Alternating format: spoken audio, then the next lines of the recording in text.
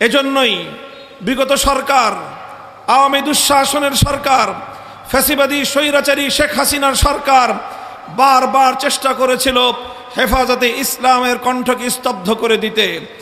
বিগত সময়ে এদেশে আলেম সমাজের উপর সবচেয়ে বেশি দমন পীড়ন চালিয়েছিল পতিত এই স্বৈরাচারী সরকার।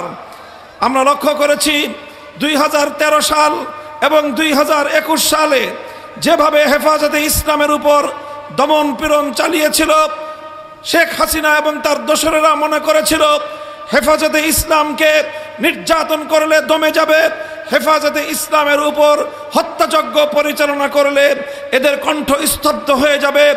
বারবার প্রমাণ হয়েছে জুলুমের মাধ্যমে, নির্যাতনের মাধ্যমে, স্টিম রোলার চালিয়ে অন্য কাউকে ভয় দেখানো যায়, ইসলামের সৈনিকদেরকে দমিয়ে দেওয়া যায় না। তারা বারবার একই চেষ্টা করেছিল, এদেশে কোরআনের আওয়াজকে বন্ধ করে দিতে চেয়েছিল।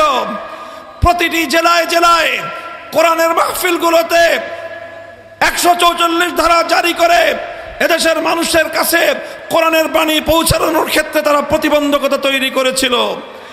এই মাওলানা খালেদ সাইফুল্লাহ আইয়ুবী সাহেব অনেক জায়গায় সেই বাধার সম্মুখীন হয়েছেন।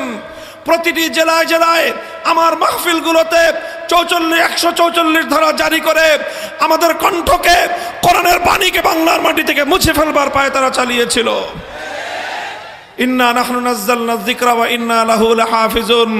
শেখ হাসিনা নিশ্চিহ্ন হয়ে যাবে, আল্লাহর কোরআনের আওয়াজ তুমি বা তোমার দোসরেরা নিশ্চিহ্ন করতে পারো নাই, ভবিষ্যতেও পারবে না ইনশাআল্লাহ।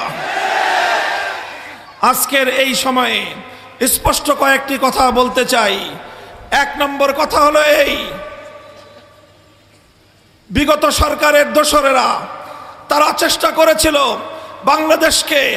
বাংলাদেশের শিক্ষা ব্যবস্থাকে হিন্দুত্ববাদে পরিচালিত করে হিন্দুত্ববাদী আগামী একটি প্রজন্ম গড়ে তুলতে।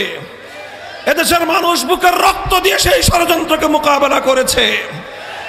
আমরা অন্তর্বর্তীকালীন সরকারকে বলতে চাই, আমরা যেভাবে বাংলাদেশের মুসলমান, বাংলাদেশের মানুষ যেভাবে হিন্দুত্ববাদকে বরদাস্ত করে নাই, নাস্তিক্যবাদকেও বরদাস্ত করবে না।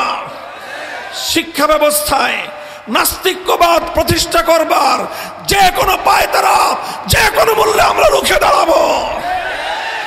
এটা আমার আগামী দিনের, আমাদের জাতির অস্তিত্বের প্রশ্ন, আমার ভবিষ্যৎ প্রজন্মের ঈমান এবং আকীদার প্রশ্ন। এই প্রশ্নে কাউকে এক চুল পরিমাণ ছাড় দিতে আমরা প্রস্তুত নই।